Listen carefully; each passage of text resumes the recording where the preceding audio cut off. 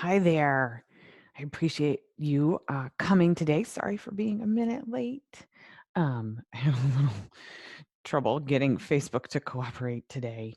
Welcome. I am Heather Hennessy. I'm a certified life and weight loss coach.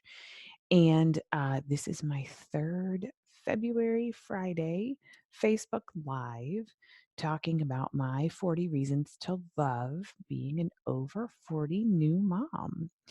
Um, and this list is for first time mothers over the age of 40 who are also the family breadwinner. That's who I coach, and not very long ago, that's exactly who I was. Um, as a note to you, everybody who's tuning in, I am thrilled to be with you, but I am not going to start out my videos or lives or anything else with a lot of volume. I'm going on the assumption that you are holding a tiny baby or that there's a tiny baby in the room with you and that you want that tiny baby to sleep or to go to sleep or to stay asleep. So I've decided that when I begin speaking to you, I'm going to keep my voice kind of modulated at a low volume to maximize the potential for sleep. When I start my podcast soon, no intro music, nothing jazzy to welcome you to the podcast. I'm just going to be one of those podcasters who starts quietly talking. So, good luck keeping that baby asleep or getting the baby to go to sleep, whatever the case may be. So I came up with my idea for the 40 reasons to love being an over 40 new mom on February 1st. And I just sort of launched it and started talking about it.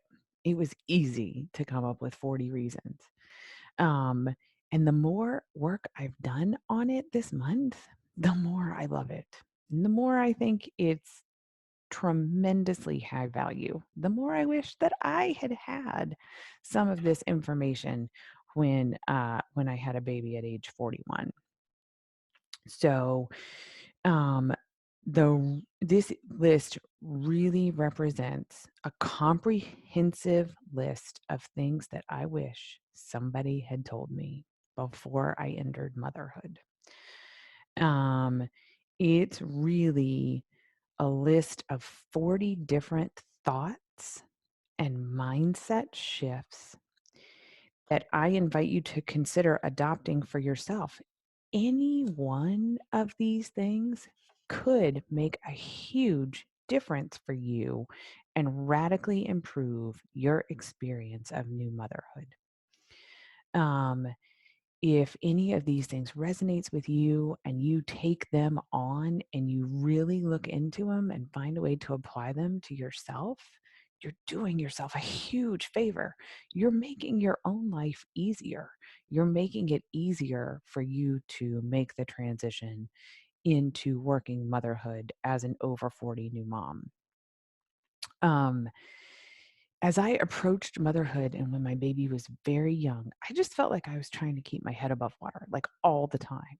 Every day, I just felt like I was trying to stay afloat.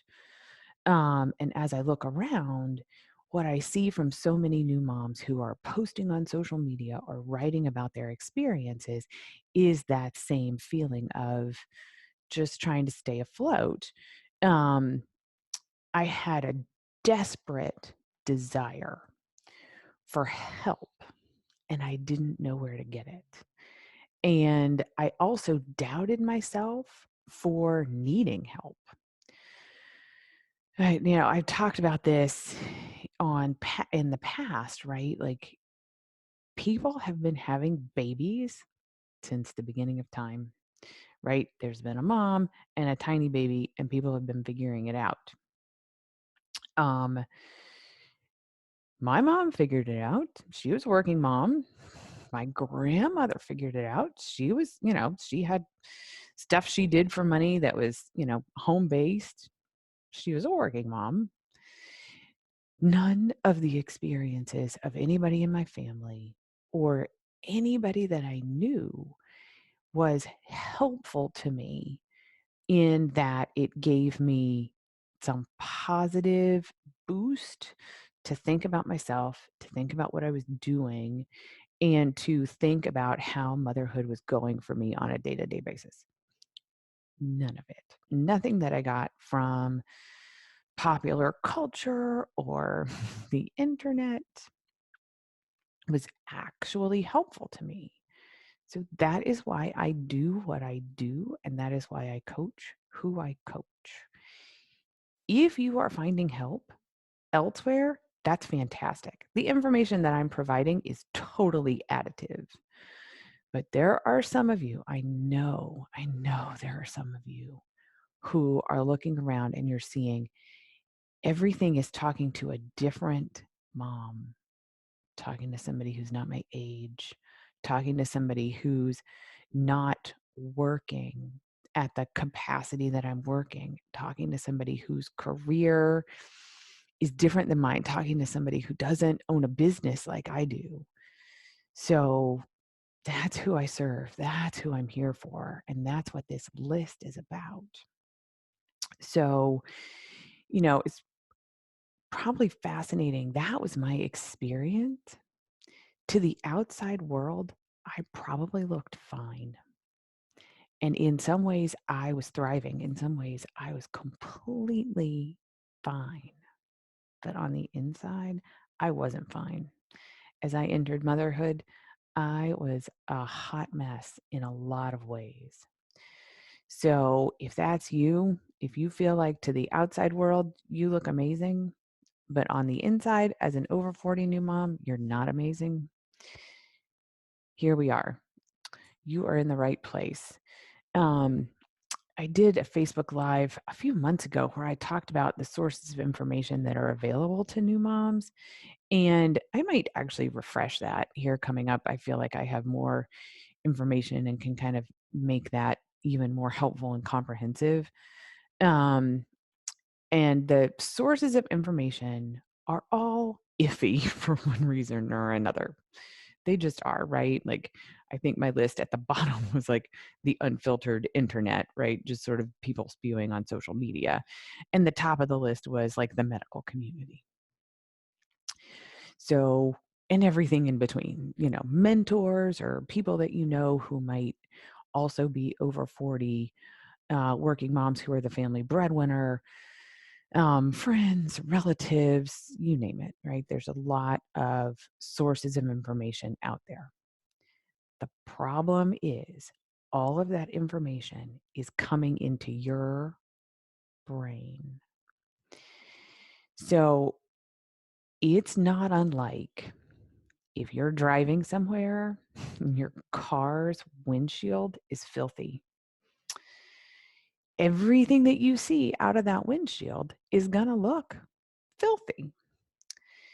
The good news about your windshield is that you can pull into the gas station or, go get some window cleaner and tidy up your windshield, and then everything looks new. We're not taught how to do that with our own brains. We're not taught how to manage our thoughts and emotions in such a way that we can take in information, process it in a way that's helpful to us, and then go about our business in the world. So, all these sources of information that were coming to me when I was a new mom, and there was a lot, right? I felt at the time, my feeling was overwhelmed, and I was thinking, there's just so much. I don't know what to do with it. I don't know how to make sense of all this. Like, am I supposed to be eating, whatever? How am I supposed to be caring for myself? How am I supposed to be caring for the baby? How am I supposed to be integrating my career and motherhood? That was really the crux of it for me. Was trying to make myself, insert motherhood into what I was already doing in life. And so everything that was coming to me from my research and from society and from people I knew was all going through my really messy brain. So The work here is that information, whether it's really suspect and iffy or if it's genuinely helpful, if it's going through your messy brain, it's not able to be useful to you.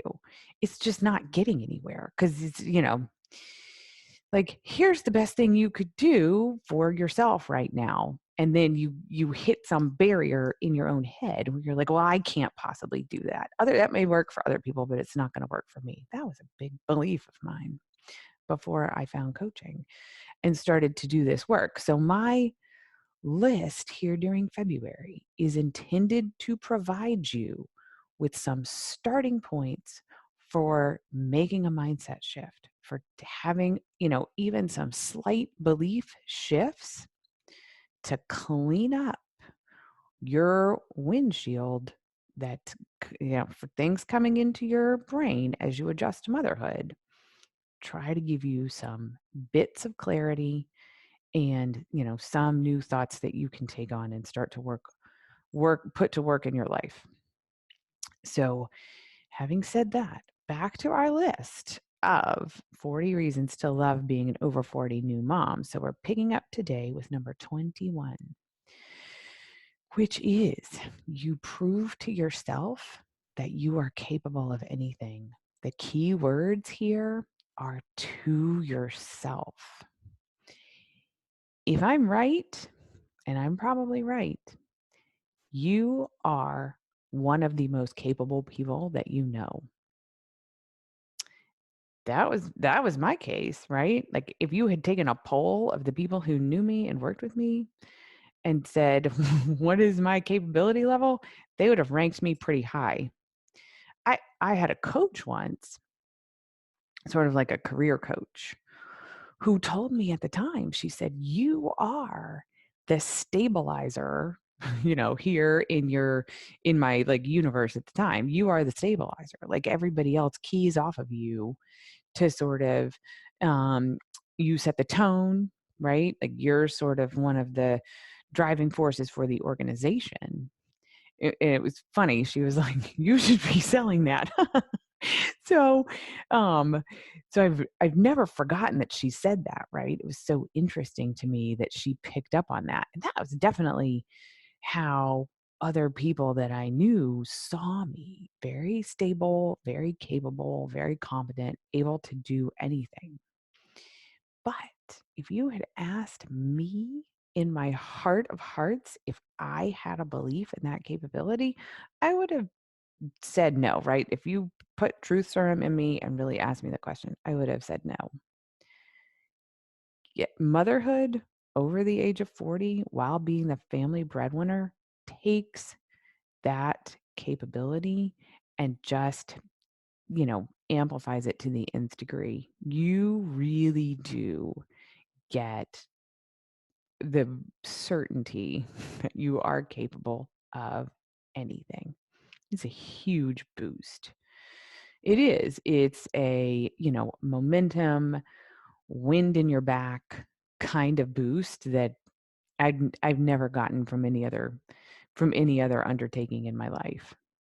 So, I offer you that thought. What if this is your chance to prove to yourself that you are capable of anything? Imagine that for a few minutes. Number 22, you get to start becoming the best possible version of yourself. For an over 40 mom who is the family breadwinner, this means becoming exactly the mom and working career professional that you want to be. The key words here are that you want to be. What do you want this to look like for you? What is your best version of yourself? If you've been working, you know, 60-hour weeks before you became a mom, does that change? There's no wrong answer. It's just your chance to rethink it and figure out, what is my best version of myself going forward? Who is that?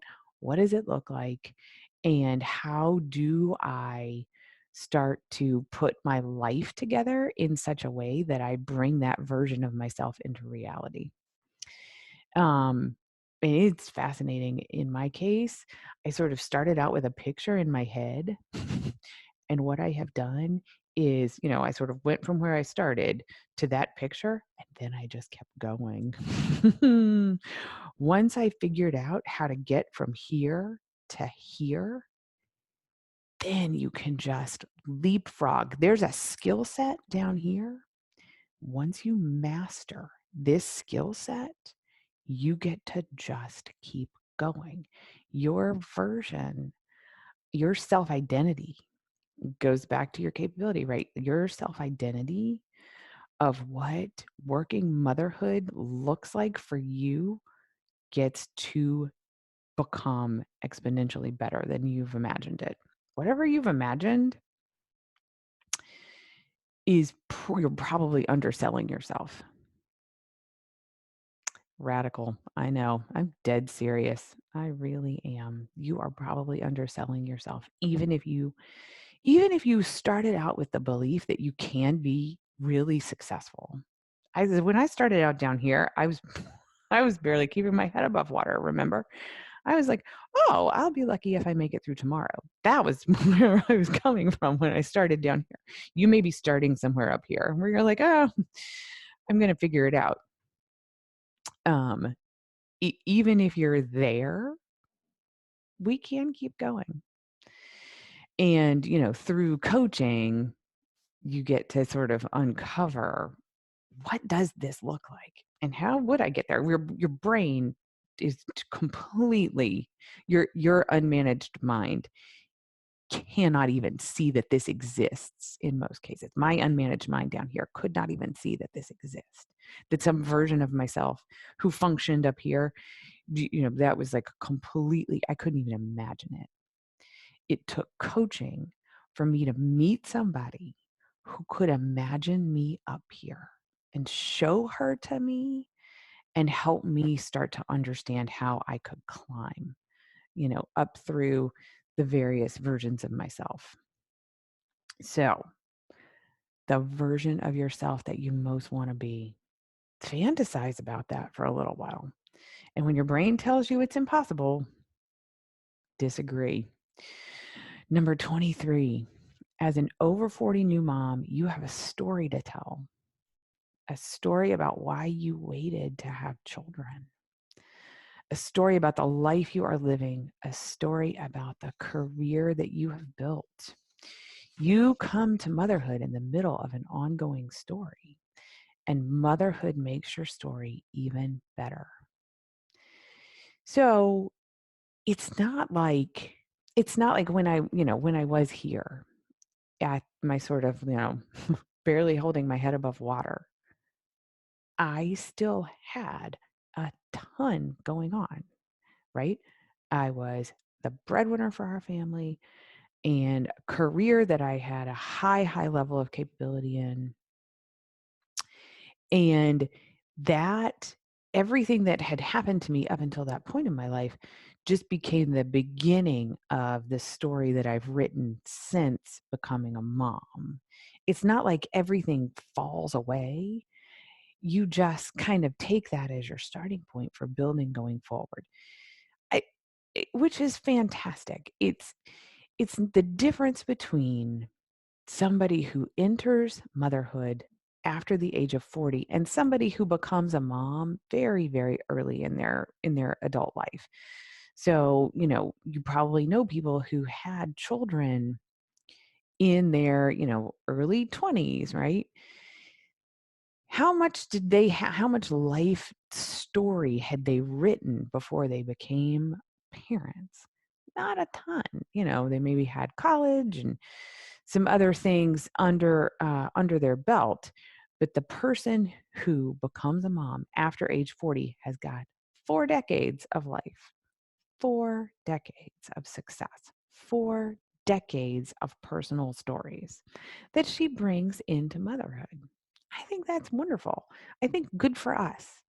I think good for our kids who get to be raised by somebody who does have a lot of life experience to show them and bring to them. It's amazing. We're amazing. Number 24, you get an unprecedented opportunity when you become a new mom over the age of 40.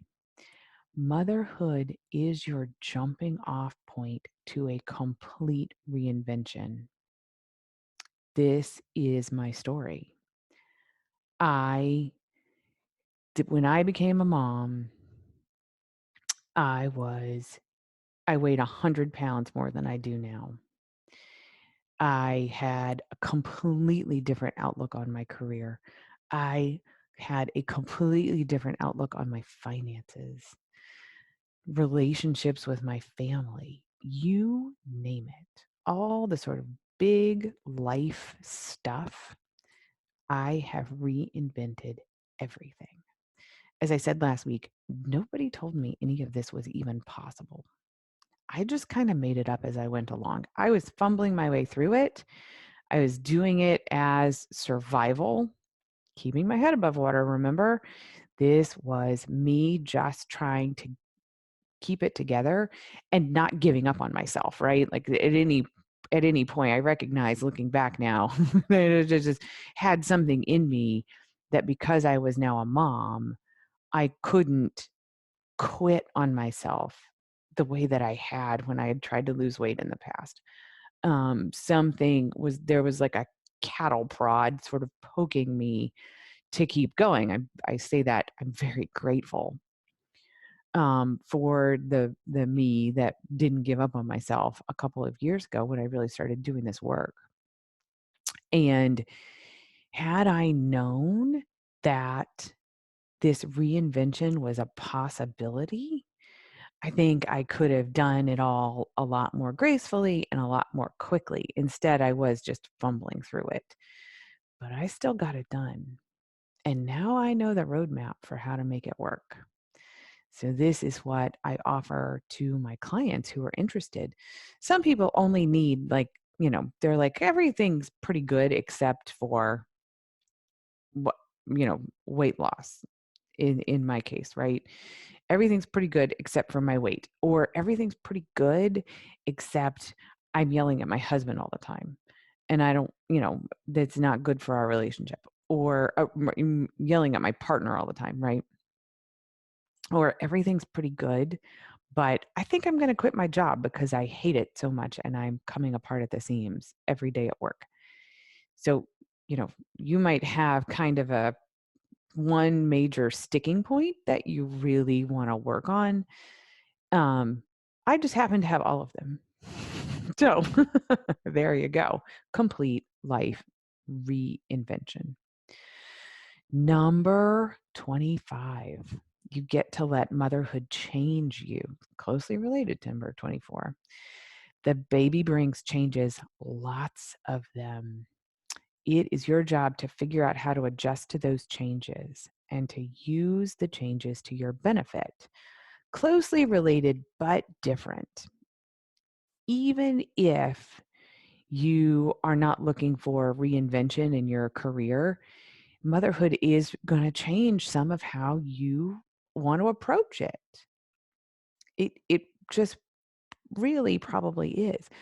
Even if you're in pretty good shape financially, you might want to make some changes to what you're doing and how you're doing it to, adjust for your family welcoming a baby. Even if your relationship was maybe pretty good before the baby arrived, maybe after the baby comes, you go through some rocky periods with your partner. Totally normal, right? Like everybody kind of talks about that as a common experience of motherhood. So, how are you coping with those changes? What do you want to be doing to cope with those changes? And, are there places where you can make improvements and, really get yourself into where you want to be and where you want to be going? And it's interesting because the adjustments are like, when I say everything changes after the baby comes, that was the case for me.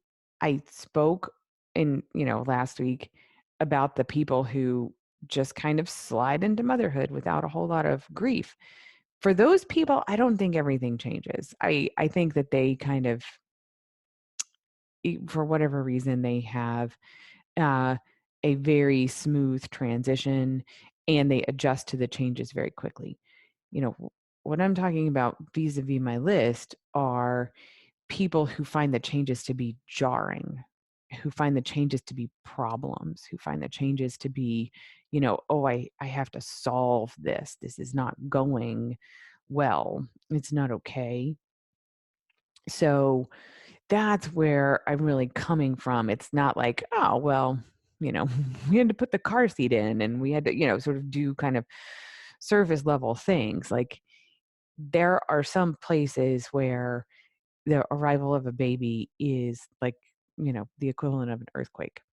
Those are the points where I think that adaptability and welcoming change can make a huge difference. It's a mindset shift. It is totally a mindset shift. Um, Number 26, you get to bring new people into your life, starting with your new baby. Then, closely followed by the caregivers who help with the baby while you continue your career. And this group of people person or group of people become some of the most important people in your life. So the choices about, you know, childcare for working moms, there's no right answer. It's just what works for your family and how you kind of structure it so that you can be the successful working mom that you want to be, and then developing the relationships with those people. It's unique, right? To sort of go and engage in a nanny situation or a daycare. Those were new and different kinds of working relationships for me, but they were working relationships. The professional caregivers of the world are impressive people. They were wealth of information. And, I had a lot of conflicting emotions about the daycare, right? I mean, ugh, that that was a case where some, managing my own mind would have been really welcome at the time. So, this is on my list because it affords us with such an opportunity to do some really great work. And if you can um, get to a point where you develop a really strong relationship with these caregivers, they become your greatest ally. They become, people who are incredibly helpful. At the same time, if you have a relationship with them that is tense and where, you are kind of feeling um, overwhelmed with managing it all, it's not so great. So this is a place where some mental and emotional management can really free up a lot of angst. I was devoting a lot of mental space to sort of worrying about childcare and having a lot of guilt and concern that was not helpful to me. And it wasn't helpful to my baby.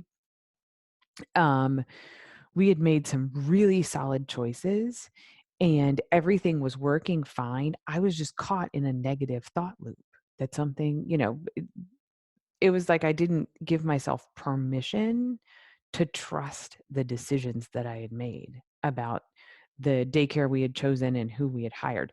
I mean, and insert into that example, insert anything, insert nanny share, insert, nanny in my house, insert au pair, whatever the case may be, your thoughts about your choice and what that choice means about you as a mom, what that choice means about you as about your family, whatever the case may be. This can be something where some thought management can get you a lot of internal relief and peace. Um, Number 27, you get to let motherhood improve your relationship with your own parents. There's nothing like becoming a mother to dredge up all of your issues with your own mother. That is exactly what happened with me. I've seen it happen with a bunch of friends, and it certainly is an issue with my clients. There's something about transitioning into motherhood and the emotional shifts that you go through that if you have any issues with your own mother, they just come flying out of you. That's what happened to me. And my mother was dead, literally. She had died like 8 or 9 years before I had my baby.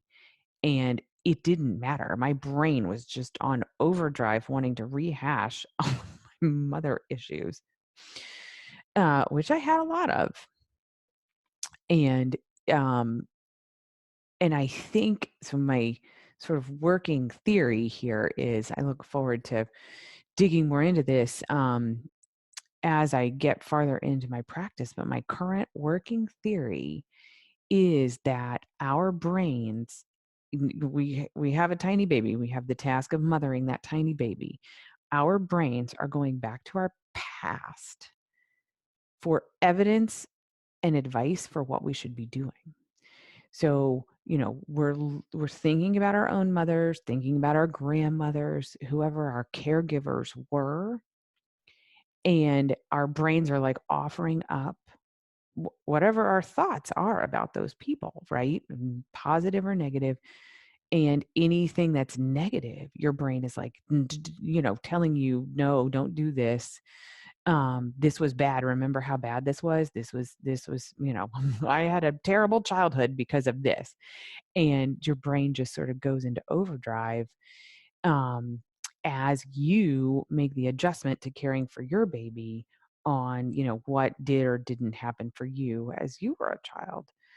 So with that as my working theory, um, it is really helpful when my clients can kind of start to manage their own thoughts about their mothers or parents, grandparents, whatever the case may be in any individual family, but really start to work on those issues in a very targeted way.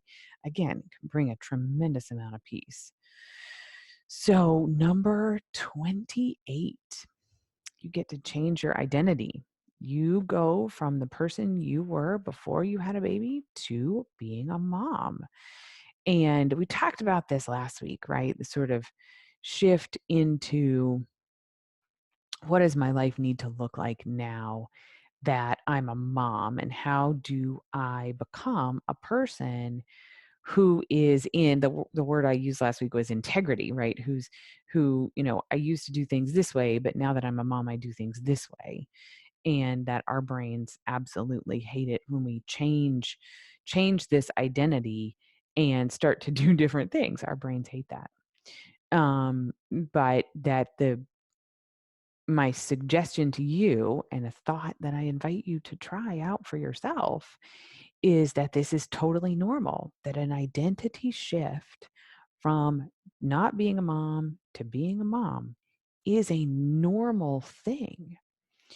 And you are going through it in a unique circumstance. As an over 40 breadwinner mom, your experience there is unique. And, that there's some parts of that that make that identity shift sort of that much more of um, a place where you really can use some special thought and attention. And then finally for today, number 29, over 40 moms get a chance to fix what's not working in their lives. Motherhood reveals for my clients all of the things that need work: career issues, relationship issues, the mother issues that we spoke about a few moments ago. Whatever the issue, we go to work together to get you the practical solutions that you need most. Again, I'm speaking here to people like me, the ones who become a mom and suddenly find that everything has shifted for them. The ground is sort of moved beneath your feet, and you're looking for your new footing. And during that search for your new footing, things, kind of coming up for you. And that's where you find the places where you owe yourself a fix on something in your life. This, my list here was a short one, but the list goes on. Finances is a big one. Places where you have a relationship that's not as harmonious as it was before the baby. Um, it really could be anything. And if I took a poll of people, I would get, if I took a poll of 100 different people, I would probably get 100 different answers. The good news about a coaching situation is that it is one-on-one, tailored to your specific situation and your specific needs. So there are some foundational places where we start, but then we really dig into exactly what you need to fix whatever is not working for you as ideally as you want it to be. So that was what I had to cover with you today. I will be back next Friday with the last items on my list going up through number 40. So if any of this has resonated with you, or if you would like to find out more about how to work together, you can follow the links here to my website. I really appreciate you tuning in today. Thanks so much and have a great one.